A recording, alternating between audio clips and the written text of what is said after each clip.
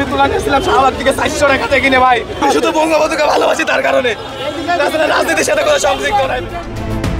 ধানমন্ডি 32-এ শেখ মুজিবুর রহমানের মৃত্যুবার্ষিকীতে ফুল দিয়ে শ্রদ্ধা জানাতে গিয়ে মারধরের শিকার হন রিকশা চালক আজিজুর রহমান। পরে তাকে আটক করে আদালতে প্রেরণ করে পুলিশ। তার জামিন আবেদন নামঞ্জুর করে তাকে কারাগারে পাঠানোর আদেশ দিয়েছেন আদালত। 16 আগস্ট বিকালে শুনানি শেষে ঢাকা মেট্রোপলিটন ম্যাজিস্ট্রেট ইশরাত জেরিফার জেরিনের আদালতে জুলাই আন্দোলনের একটি হত্যা চেষ্টা মামলায় তাকে কারাগারে পাঠানোর আদেশ দেন। রিকশা চালক আজিজুর রহমানকে আদালতে হাজির করে কারাগারে রাখার আবেদন করেন মামলার তদন্ত কর্মকর্তা ধানমন্ডি থানার উপপরিদর্শক মোহাম্মদ তৌহিদুর রহমান।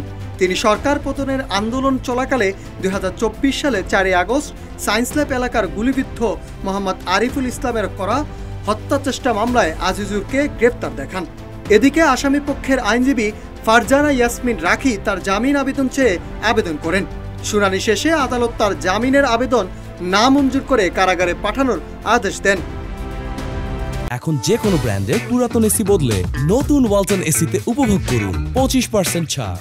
15 আগস্ট ধানমন্ডি 32-এ মারধরের পর তাকে পুলিশের কাছে তুলে দেওয়ার আগে কাঁদতে কাঁদতে ওই রিকশা চালক বলেন, আমি বঙ্গবন্ধুকে শ্রদ্ধা জানাতে এসেছি ভাই।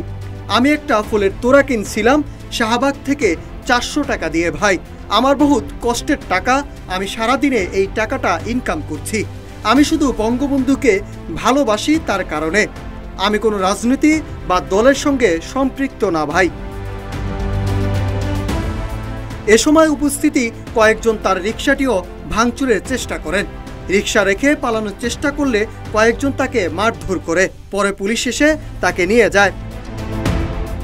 Nahid Hasan, news desk, Ittefaq.